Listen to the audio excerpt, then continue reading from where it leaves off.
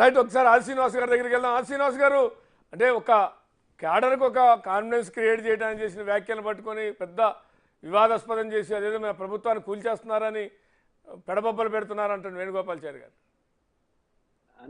ఇది ముందే అన్న. ఇప్పుడు ఇంతకుముందు మీరు మాట్లాడిన బీఆర్ఎస్ ఎమ్మెల్యేగా పోల్చారు, నేను కాంగ్రెస్ పార్టీ ఎమ్మెల్యే అన్న, అది కూడా సరి చేయాలి మీరు పరిచయం చేసినప్పుడు. ఇంకోటి అన్న చెప్పినట్టుగా, నేను కరీంనగర్ లోకసభ కార్యకర్తల సమావేశంలో కేటీఆర్ మాట్లాడుతూ మీరు అన్నట్టుగా దానికి అన్న వేణుగోపాల్చారి గారు ఈ విషయంలో వారి స్పందన కోరుతున్నా. వాళ్ళ కార్యకర్తలను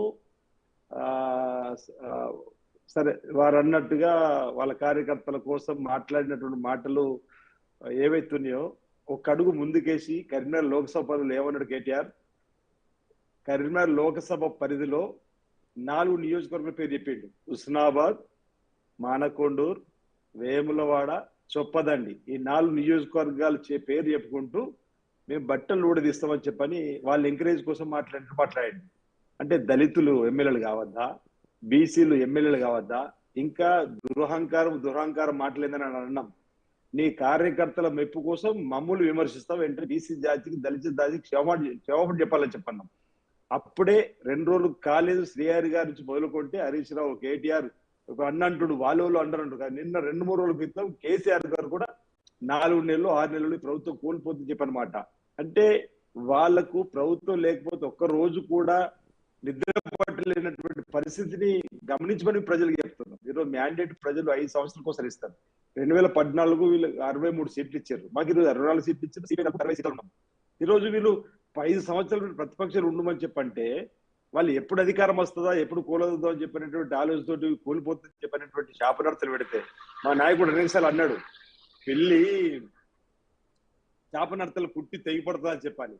మేము ఈ రోజు అందరం కూడా తండ్రి చాటు బిడ్డలమో మామ చాటు బిడ్డలమో రాజకీయాల్లో గెలిచి వచ్చిన కాదు. ఈరోజు కాంగ్రెస్ పార్టీలో గెలిచిన అందరం కూడా ఈరోజు ప్రజా జీవితంలో కష్టపడి కాంగ్రెస్ పార్టీ సిద్ధాంతాలు గట్టిగా నమ్మిన వాళ్ళము.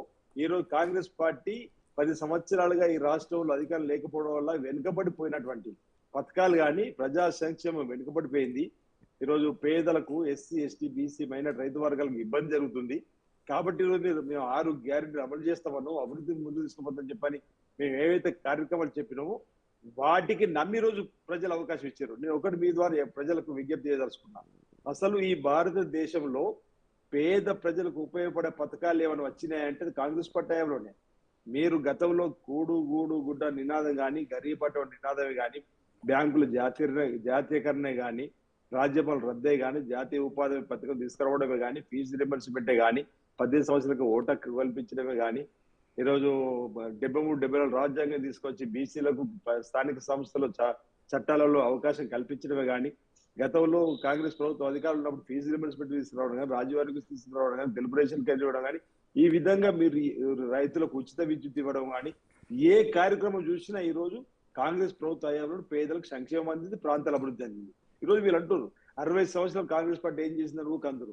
60 సంవత్సరాల కాంగ్రెస్ పార్టీ మన తెలంగాణ విడిపోయిన రోజు 16,000 కోట్ల నిలువ బడ్జెట్ తోని 68-70,000 కోట్ల అప్పుతో మనం విడిపోయిన రోజు ఒక సంవత్సరానికి మనం అసలు విత్తి బ్యాంకులో 6,000 కట్టే పరిస్థితి ఉంటే ఈరోజు తెలంగాణ భావంతో, తెలంగాణ భావోద్వేగం, తెలంగాణ ఉద్యమం అని చెప్పి ఓసారి 5 ఏళ్ళ అధికారికి వచ్చి 30 ఒక సంవత్సరం ముందు ఎన్నికలకు పోయి సంక్షేమం అని లేదంటే ఫీజు మన రైతు బంధు అని చెప్పి రెండోసారి అధికారులకు వచ్చి 6,70,000 కోట్ల అప్పు తీసుకుపోయినటువంటి ప్రభుత్వం ఈ రాష్ట్రాన్ని ఈ రోజు ప్రతి ఏటా ఇంచుమించు 68,000 కోట్ల నుంచి 70,000 కోట్లు బ్యాంకులకు మిత్తి అసలు కట్టేటువంటి ఇవన్నీ పథకాలు మీరు ఇచ్చిన హామీల్ని ఎగ్గొట్టడానికి ఇవన్నీ లెక్కలు చెబుతున్నారని వాళ్ళు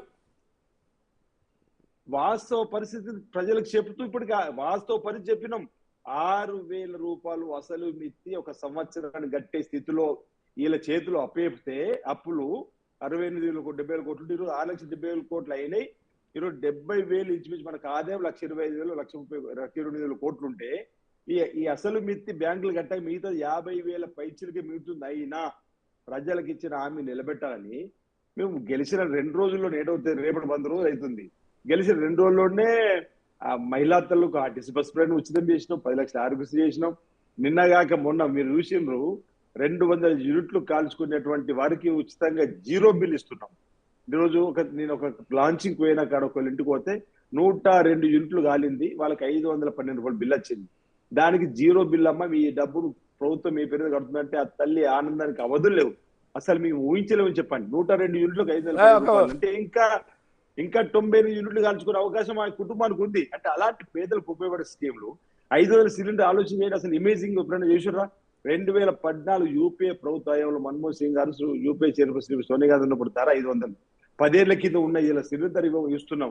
ఇది ప్రజా సంక్షేమం కోసం ఇన్ని కష్టాలు ఇస్తలేమా? ఇంత ప్రజలకు ఇచ్చిన మాట నిలబెట్టుకుంటలేమా? రేపు ఇందిరా ఇల్లు కూడా ఇవ్వబోతున్నాం. వాళ్ళు అసలు డబుల్ బెడ్రూమ్లు ఎక్కడ ఇచ్చారండి? హైదరాబాద్ లో 3 లక్షల ఇల్లు కట్టినామన్నారు. పోదాం పని మా బట్టి విక్రమార్క చెప్తారు అసలు 50,000 60,000 కూడా లేనటువంటి పరిస్థితి. మా నియోజకవర్గం ఇక్కడ లేదు. 2-3 ఊర్లో 10 కట్టారు. నేనేం చెప్తున్నా అంటే వీళ్లకు ఈ రోజు రేవంత్ రెడ్డి గారి నాయకత్వంలో ఈ రోజు మా మంత్రులందరూ కూడా సమన్వయం చేసుకొని అందరికీ స్వేచ్ఛ, అందరూ కూడా అనుభవజ్ఞులు కాబట్టి కలిసి కట్టుగా ఈ రోజు ఈ రాష్ట్రాన్ని ముందుకు నడుపుతూ జీర్ణించుకోలేకపోతున్నారు. కాంగ్రెస్ ఒక్క నిమిషం చారి గారు